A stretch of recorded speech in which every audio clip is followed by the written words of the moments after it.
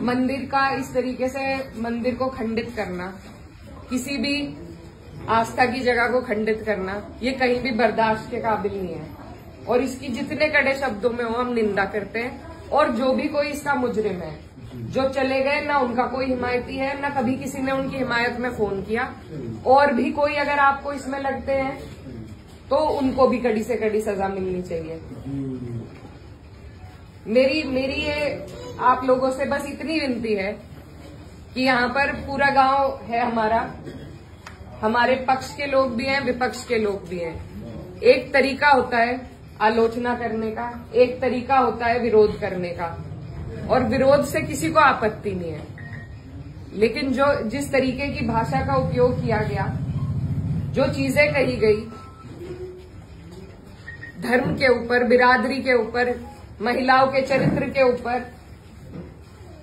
क्या हम पूरे देश में ये संदेश देंगे कि ऐसा हमारा समाज है, ऐसा हमारा इलाका है? ये मेरा आप लोगों से सवाल है। मैं जब चुनाव जीती थी तो मैं इतनी खुश थी, इसलिए नहीं कि मैं जीती, इसलिए कि मुझे सर्व समाज ने, सर्व धर्म ने, सर्व जाति के लोगों ने मुझे अपना वोट दिया था। मेरे लिए उससे बड़ी उपलब्धि जीत की नहीं थी।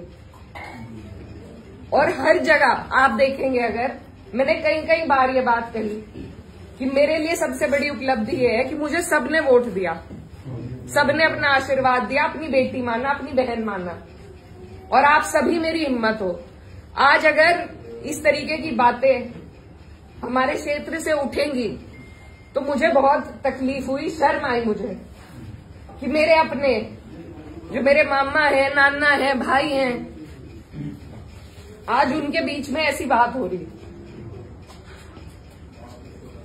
और ये सिर्फ मुझे गाली नहीं है, मेरे इलाके की, मेरे समाज की, मेरे इस इलाके की जितनी भी बेटियां हैं, जो मुझे ये आके कहती थी कि दीदी हम भी आपकी तरह आगे बढ़ेंगे, हम भी आगे निकलेंगे, उन सब के कदम इससे डगमगाएंगे।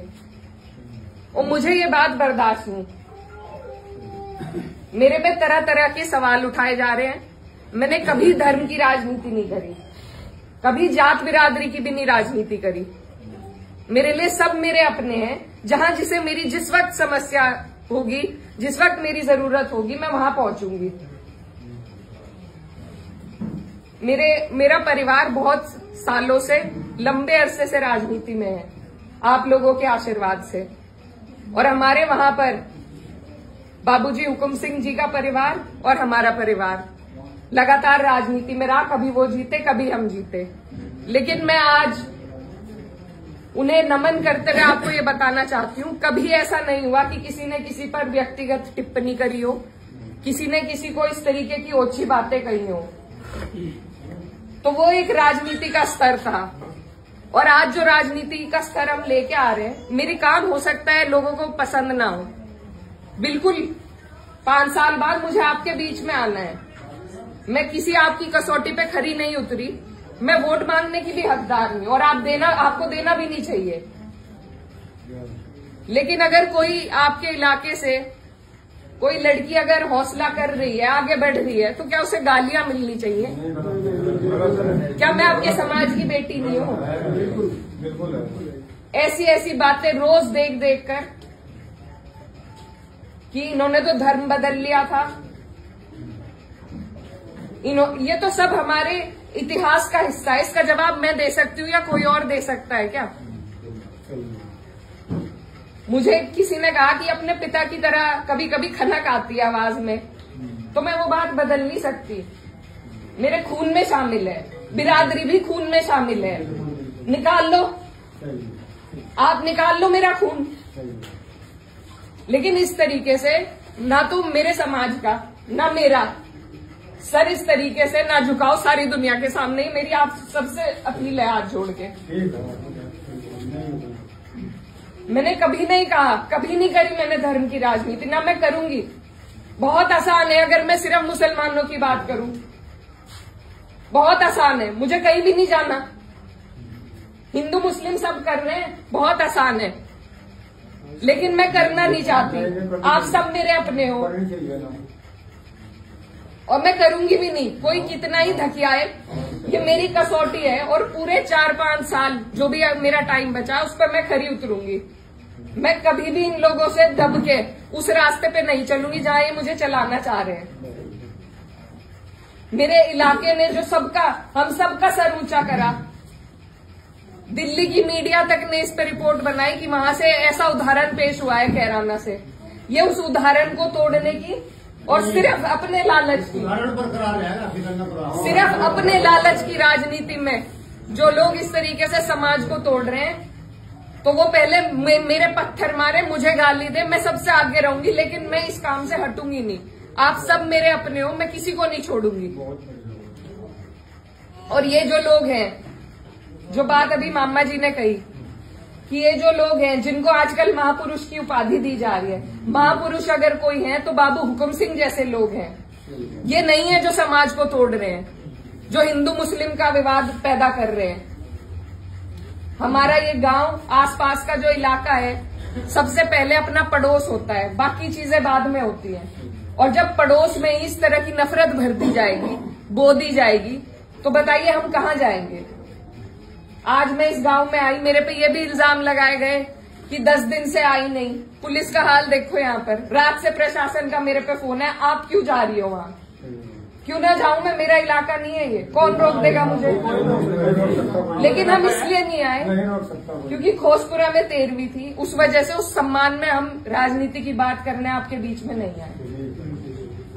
लेकिन हर बात के विवाद बढ़ाना, इल्जाम लगाना, आज आपके बीच में आके धरातल के जो हालात हैं वो भी सामने आए। आप लोगों ने कई बातें बताई, कमेटी को लेकर बात बताई, वो सब भी जांच का विषय है। लेकिन फिलहाल जिस पे उंगली उठाई कि इस बच्चे ने ये करा, क्या वो बच्चा जेल नहीं गया? उसके गार्जियन भी गए। अगर मैंने हिमायत करी, आप मेरे 10 जूते उठा के मारो। उसी दिन वो लोग जेल गए, उनके गार्जियन जेल गए। और अगर और भी कोई होता, कोई भी हो, मुस्लिम हो, मेरे परिवार का हो, मेरा सगा हो, कोई ऐसी हरकत करेगा तो उसे सजा मिलनी चाहिए और कड़ी से कड़ी सजा मिलनी चाहिए। ये प्रशासन आपके बीच में है, आप इनसे पूछ सकते हो। अगर मैंने हिमायत में किसी से भी फोन करा हो कि नहीं उन्हें छोड़ दो, वो मुसलमान है, लेकिन मुझे इतना अफसोस हुआ कि इस तरीके से यहाँ पर एक विवाद फैलाया गया और उन लोगों को बढ़ोतरी हमारे ही लोग दे रहे हैं। ये राजनीति का तरीका नहीं है। आप आलोचना करो, आप मेरे काम की निंदा करो, लेकिन एक तरीका है, हमें राजनीति का स्तर घटाना नहीं है, बढ़ाना है। मैं जहां जाती हूँ मुझे बहुत फक्र होता है, लेकिन 10 दिन से मेरा मनोबल इतना कम हुआ कि मेरे ही इलाके के लोग इस तरीके से गाली गलौज करके अगर उदाहरण पेश करेंगे तो कहीं ना कहीं जवाब दे तो मैं भी हूं उसकी, आप भी हैं, मैं भी हूं। ये समाज को तोड़ रहे हैं, आपको और हमें। मेरी आपसे विनती है, मेरी गलती जहां हो, मैं आपके बीच में आई हूं पूछने के लिए। आप मुझे बताओ मेरी क्या गलती है, मेरा क्या रोल था मंदिर के काम में? आपका कोई आरोप नहीं है, आपकी कोई कुछ भी नहीं है, आपका कोई आरोप है। मैं एक बात हूँ साहब, प्रधानमंत्री साहब का, वे जो लोग गाड़ी देने वाले हैं, वो वीडियो कटिंग है, वो मेरे गांव का वीडियो नहीं है, वो लोग मेरे गांव के बिल्कुल नहीं है। विरोध राजनीतिक रूप से आपका कोई भी विरोध करेगा हम करेंगे, पर मेरे गांव के लड़के थे, बीरा खेड़ी के लड़के हैं, 16-17 लड़के हैं। और इस समाज की तो ये परंपरा है, इस समाज की तो ऐतिहासिक ये परंपरा रही कि पंचायतों में बैठ के हम सारे फैसले कर लेते हैं। बिल्कुल जी। तो अगर मेरी कहीं गलती है, मेरे काम में कोई कमी है, आप मेरे बड़े हो, आप मुझे बता सकते हो, मैं सुनूंगी, अपना सुधार भी करूंगी। आप मेरे से लड़ भी सकते हो, लेकिन हम और जो मेरी बहन बेटियां हैं इस इलाके की, उन्हें क्या कह रही कि जिसे सांसद बना दिया उसे ही गाली मिल रही, तो और मेरी बहन बेटी कैसे सुरक्षित है? और अभी मामा जी ने एक और बात बताई कि किसी ने कोई टिप्पणी करी किसी और महिला पर, उनकी विचारधारा अलग हो सकती है, वो बीजेपी से हो सकते हैं, लेकिन उन्हें जो भी बातें वो कह रहे हैं, सबको सब कहने का अधिकार है। उस व्यक्ति से मुझे कोई, वो तो मेरा है ही नहीं। वो जिस मानसिकता से ये कर रहा है, 1-1.5 साल हो गया जो हार पचाई जा रही है उनसे, नहीं पच रही। लेकिन ये 3-4 साल तो पचानी पड़ेगी, उसके बाद परीक्षा में मैं भी हूँ और वो भी आएंगे।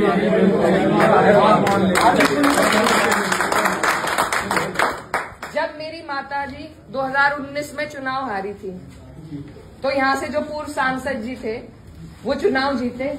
आप हमें एक विवाद ऐसा बता दो जो हमने उनके लिए खड़ा करा हो। हम अपने घर आराम से थे, जनता ने उन्हें मौका दिया, वो जनता का काम करे और जनता फिर खुद फैसला लेगी अगली बार, जो आप लोगों ने लिया। क्या वो अधिकार मुझे नहीं है कि मैं अपना काम करके दिखाऊं? ये प्रयोगशाला जो बना के एक तरीके से समाज को बांट, ये तैयारी 27 और 29 की है, आज की नहीं है। पहले भी ऐसे कई बार करते आ रहे, लेकिन किसी को अगर पछाड़ना है तो धरातल पर रह के पछाड़ा जाएगा। ऊपर से मैन्युफैक्चर हुए हुए ये जो प्रोपेगेंडा है उनसे कोई नहीं हारेगा। मैं नहीं हारूंगी क्योंकि मैं अपने लोगों के बीच में रहूंगी। तो आप लोगों को मैं बस यही बताने आई कि ये बहुत लंबी सोच से आपको और हमें चलना है। मेरी जो भी गलती है, अभी एक भाई खड़े थे, वो कह रहे थे मंदिर में लाइट नहीं है, उनकी बात बहुत अच्छी लगी। लाइटों की, सुरक्षा की, शिक्षा की, इनकी बात हमें करनी है ना, इन पे लड़ाई लड़ो। लेकिन सिर्फ धर्म और जात पे बीजेपी को सारी लड़ाई लानी है, क्योंकि उसके अलावा उनके पास कोई चारा नहीं है।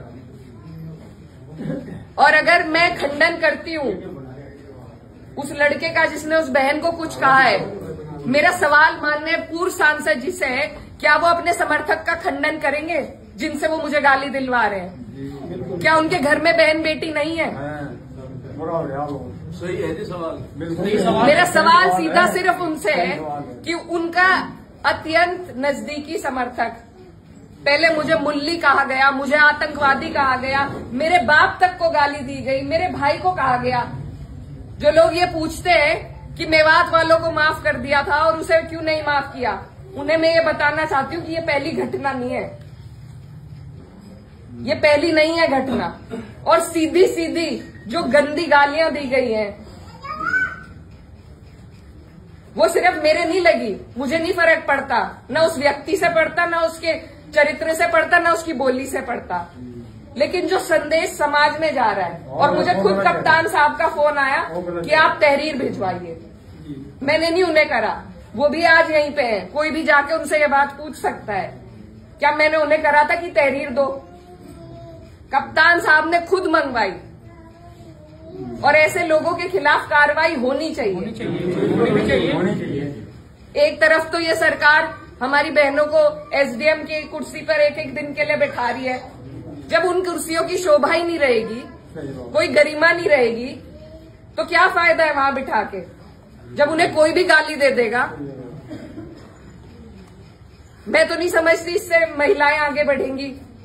ये मेरा अकेली का विषय नहीं है, ये इस इलाके की हर उस महिला का विषय है जो लड़की पढ़ लिख कर एक कदम बाहर रख रही है। अगर इसी तरह के गुंडे मवाली बाइकों पे घूम घूम के उन्हें गालियां देंगे, जब वहां की जनप्रतिनिधि को दे रहे हैं, तो कल को क्या गारंटी है मेरी बहनों को नहीं देंगे? कुछ भी नहीं है। तो ये जो प्रथा चलाई जा रही है, इसे रोकना पड़ेगा, इसे तोड़ना पड़ेगा। हम अपनी एकजुटता से ही जवाब दे सकते हैं, और मुझे बस आपके आशीर्वाद की जरूरत है। और मेरा सवाल बस आप लोगों से है कि ऐसे लोगों को महापुरुष की उपाधि न दे, ऐसे लोगों को बढ़ावा न दे, इससे हमारा समाज टूट रहा है। हमें जरूरत है अपने समाज की तरक्की की बात करें, उन चीजों की जिनकी हमें जरूरत है। ऐसे लोगों को बढ़ावा देके इनकी ही राजनीति आगे बढ़ती है, इनकी रोटियां सिकती हैं और कोई इनकी बात नहीं है, वजह नहीं है। तो मैं आप सबसे बस यही आग्रह करती हूँ कि मैं आपके बीच में हूँ। गांव का कोई भी बुजुर्ग मुझे बता दे मेरी क्या गलती थी, मेरा क्या रोल था, मैं पूछने आई हूँ। हमें भी नहीं पता है, गाँव में जितने बड़े रात का मामला था, हमें भी नहीं पता। इस बात से आपकी कहीं कोई गलती नहीं है। हम तो पूरी यहाँ पड़े थे जल्दी दूर, ये पीछे तो हंगामा होता आया, एकदम गेट खोल के बाज गए। क्या हो गया गाँव में भाई? जिस दिन ये घटना हुई मंदिर का जिस टाइम हुआ था, 90% गाँव को अगली शाम को पता चला कि वहाँ सब कुछ हो गया। आसपास के आगे बवाल बिछा दिया जो आसपास खेड़ी खबर चली गई और संगठनों पर खबर चली गई, क्या छप्पर में खबर नहीं किया? कहीं गाँव में निकल के रुका दे उससे पहले उन्होंने गाली दे ली थी, यानी उन्हें पहले ही पता लग गया था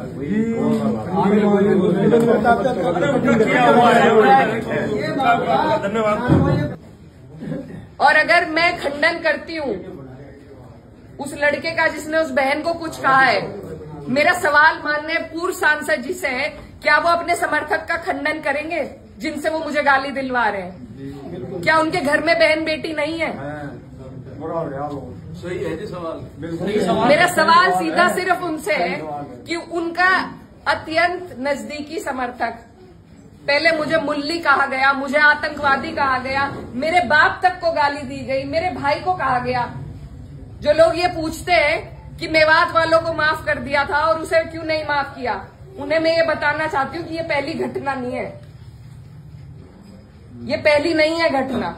और सीधी सीधी जो गंदी गालियां दी गई हैं